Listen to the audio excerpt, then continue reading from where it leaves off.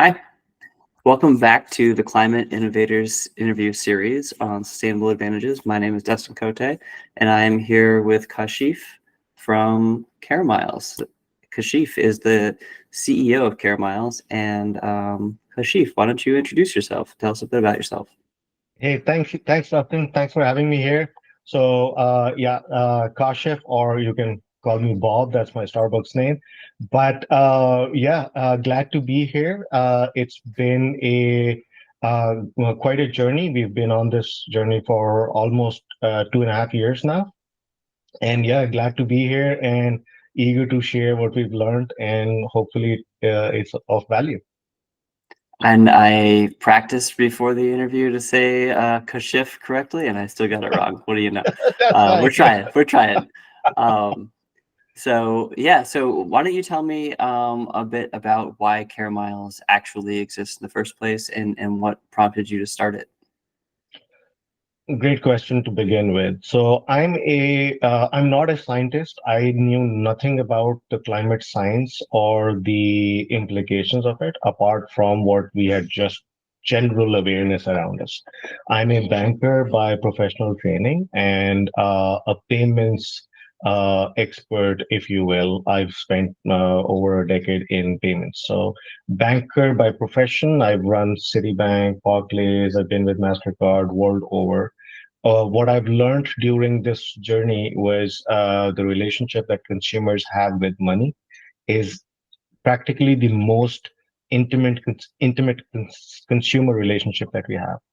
And as a banker, I have been able to manipulate this relationship, this consumer relationship with money, to sell every banking product there is to sell out there across the geographies, across the income levels. So I often used to think, what if we could use this ability to turn towards a pro climate behavior? So that was the essence that prompted this thought, this inquisitiveness. And during the pandemic, when I was one of many who had this moment of reflection on where they're going, what life means. And in that time, I had that moment of madness. I quit my job, sold my house, moved to California, and went all in behind this purpose, which is to enable climate action at scale. This is why we exist. There are three key words in there. One is enabling. I'll come to it at the end. Climate action means completely different things to different people. So if you have such a broken and divided understanding of anything, how can you do anything at scale? And scale is what I know how to do things at as a banker and as a network enabler now. So climate action was the challenge, but what we discovered the real problem was consumer behavior and consumer understanding. So we've spent quite a bit of time in breaking that down, and we've sort of oversimplified everything possible as much as possible so that my 10-year-old can get it and she can explain it to my 90-year-old mother of what is climate action meant to be. So we've oversimplified that, and I'll take you through that in a bit. But yeah, that's why we exist. We want to enable climate action at scale. Climate action should be meaningful. If you're talking about beach cleanups and recycling drives, that's not our business. We are quite sensitive about the impact that we create. Is it meaningful? Is it sustainable? And is it scalable? There's a lot of good technology out there. Even if you got that right tomorrow, it, what's the impact it's going to land? So that's the philosophy of climate action and scale. We think it's not about, hey, Dustin, why don't you plant a tree today and feel good about yourself? It's about changing habits of billions of people, and that's not going to do happen through lecturing or just creative marketing campaigns. It has to be systemic. It has to be consistent. It has to be considered. So we'll spend some time on what scale means to it, and now I'll come to enabling. Once you've understood what the challenge is, how do I make that possible for us as consumers? This is the day and age of Ubers and Apple Pay, and we need instant gratification and continuous gratification as consumers. So how do you turn those things and enable climate action? I'll take a pause here, get your reaction if it makes sense. No, I think it makes sense, and then the scale part of it is really interesting to me because um, the solution that I'm familiar with from Caremiles is this EV Club app, which really is operating at the consumer scale. So, it's kind of it's very difficult to get a consumer scale business out the door, but once it does, it has an incredible amount of influence, and Exactly. you can pull the levers and build the structure and all of that. So why don't we zero in on the EV Club app for just a minute then? So Sure. my read on it, basically, as a user, is I install the app, I connect my car to the app. So I have a Chevy Bolt, connects through my Chevrolet protocols or whatever's happening there. I charge my car. It tells me I'm earning rewards for charging my car, and I can use those rewards to looks like do one of at least two, maybe three things. One is I can just get cash. Two is I can get discounted charging, basically cash translated to charging. And third, I can use it to plant trees. Can you kind of walk us through how is this possible? This seems magic, right? I'm not paying any money, but I'm getting money, right? So maybe you can give me some insights there. Okay, firstly, Dustin, thank you so much for being a user of EV Club. Thanks for taking it for a test drive. Your feedback has actually helped us make a few, improvements already.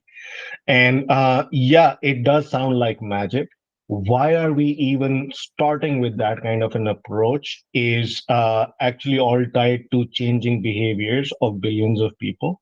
So we are actually trying to gain trust of the users. And in today's consumers noisy environment, it's hard to find any brand which is trusted by us consumers. There's always a doubt. I've run rewards and loyalty programs for a living for a good part of my life.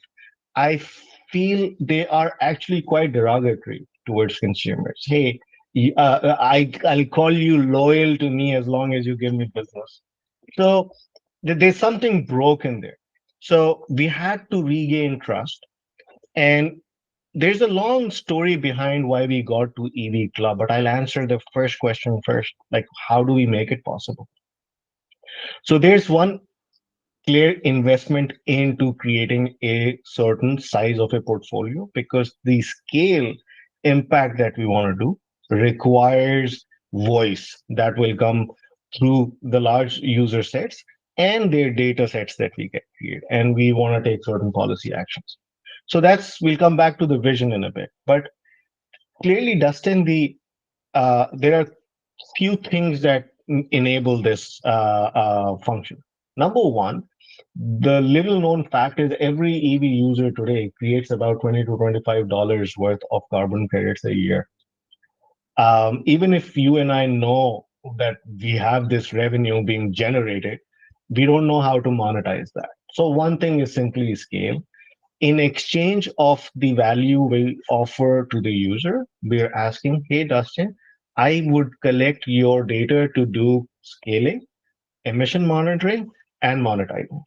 And Dustin usually has a reasonable belief starting when he starts to see cashback come in. So our journey so far has been very consistently focused on one thing is winning the trust. We'll not get everything right. Unconditional apology and make it right and get the trust right. So far, I would like to believe we've been very successful in earning that trust. The first part was, hey, what's the catch? You're not going to give me my money. Oh, you're going to give me some cash back and then you're going to give me some lousy offers to spend on. And then you're going to charge me fees. So to avoid, we'll have the whole marketplace that monetizes this data. But our first option is cash out, and it's feasible very boldly, placed in black right up top. And there's no fee. We've got users who attempted 4 withdrawals a day just to make sure it works. And then they've written back to us, hey, I thought I'd call you out on those things. Nicely done. How did you do it? So we're getting to earn this trust. So one thing is carbon credit monetization. Then, Dustin, if you're an EV driver, I also have a Chevy Bolt in the house. One of the major expenses we have is changing of tires, insurances, whatnot. If I get to know, hey, Dustin drives a Chevy Bolt, which is 2 years old, has driven this many miles, he will be needing a pair of tires or a set of tires, and you're prompted an offer, not your name being sent to somebody else. Our team does a curation of offers and they're brought to you. Hey, Dustin, we believe you will be needing a pair of wheels soon. How about this offer? This is at this price, whatever that discount. Swipe left, we'll have it delivered to you and installed tomorrow or whenever, taking money from the wallet balance that you already have, or swipe right to tell us why not. So there's an insight going back to the advertising industry, which is currently in a huge turmoil because every time Samsung or Apple or Google they change their security parameter and there goes your entire digital marketing strategy. So we have to help the advertisers bring the right value to us EV users and us EV users not thrown out into the wild, hey, go fend for yourself. They need a friend in court, hey, you need this, you need that, etc. So that's our basic model. And the third model on top, the revenue model really is at a parent company level, we've got a variety of businesses. Some are focused on businesses, some are focused on consumers. So there's a balance of revenue streams coming from different products. So just wanted to answer that question that how do we make it possible without revealing too many business secrets? Our IP enables us to monetize connected car data. And that is where the secret sauce lies. So I'll take another pause here, Dustin. Did that make any sense? Yeah, it does. I think that there's a couple of bits to it, right? Like the carbon credit thing is kind of a direct one. The ad network piece of it, I think, is really interesting. Some people kind of, especially maybe in the audience for this, they might shy away from an ad network. They might be like, "Oh, I don't want my data being used." Yeah. And the reality of it is that ad networks can make a lower barrier to entry for people as well. So, like when we watch TV, TV can be cheaper because they put ads in. Yeah. So there's part of that as well. So I like it. And then obviously data is powerful. Like it's a lifeblood of a lot of companies. So it makes sense, collecting the data, processing the data, and maybe Caremiles is a bit of a data factory that is Yes. processing a lot of data for all of these connected cars that are around, talking about charging habits and how old a car is and things like that. It's pretty smart. I like it. Thank you. If I could pivot us a little bit to this sustainability as a service. I saw that on the website. I thought it was a kind of an interesting moniker. Maybe you could give me the 2 minute Sure. version of what that is. Yeah. Okay. So I'll go start with my oversimplification. Remember, enabling climate action at scale. So climate action, to oversimplify, the world is getting hot. We need to cool it down. The best method proven to humanity available today is reforestation. Yes, there are a lot of other technologies that we are exposed to, but the scalability, nothing stands better than reforestation. So trees, we know we gotta get trees into the ground and get them stay there long enough to matter. Why are we getting hot in the first place? More than a third of emissions are coming from transportation. So if you don't solve for cars, you don't solve for climate change, period, regardless of how many trees you plant. So if you look at John Doerr or other speed and scale. If you follow John Doerr's philosophy, transportation, electrification of transportation is number one. So we have to solve for cars. And if you don't put your money where your mouth is, nothing really happens. So you need money to get the world go round. So we talk about three things: trees, cars, and money. So when I talk about sustainability as a service platform, we do a whole bunch of things, from impact measurement to campaigns and to green products. But just like EV Club is a direct to consumer product, Green Checkout is our direct to business product, which embeds reforestation into everyday consumer payments. So that's a story for a different day.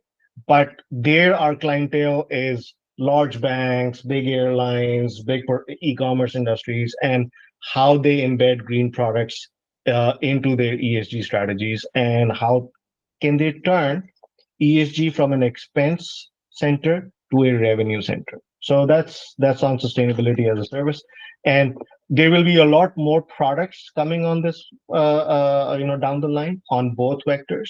But our focus in US is 100% on EV Club for now, and there are exciting features down the road. Some are turning up this year itself, and yeah, I would say please keep using the app and sharing your feedback with us, and help us make it better for everyone. Absolutely. Yeah. I mean, I'm going to keep using it. I got to, basically offset my charging fees for the December and November using it. So it's great. There you go. I think I just want to be respectful of sort of time. So let me ask you just sort of one final question about Caremiles, and what's kind of the biggest blocker? I know you got like 100 balls in the air as a kind of a startup, but what's kind of the thing that holds you back? Is it something inside where you have like operational, you just need to scale and execute? Or is there something that like the magic wand kind of question, right? Where you Uh, wish something else would happen?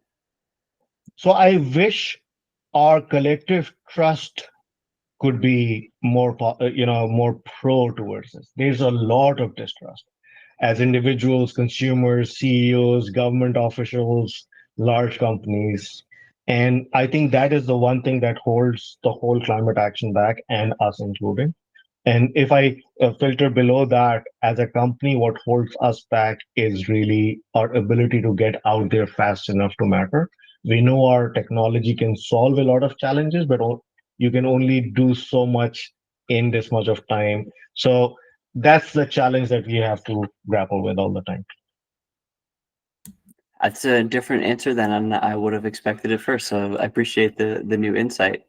Um, as far as EV Club goes, you can find it in the App Store or Google Play, I believe. Is that right? Yes, it's available on all the major app stores. You can also visit our website at evclub.app, and you can download from there as well. It's available for download in the US for now. And yeah, please take it for a ride and drive real change, man. Yeah, Thank go. you. So everybody go give it a go if you have an electric vehicle, or if you don't and you're a UX designer or something, you just want to give feedback, do that too. I think that's all useful. Um, anyway, I appreciate you taking the time, Kashif, and we'll talk again another time. Thank you very much.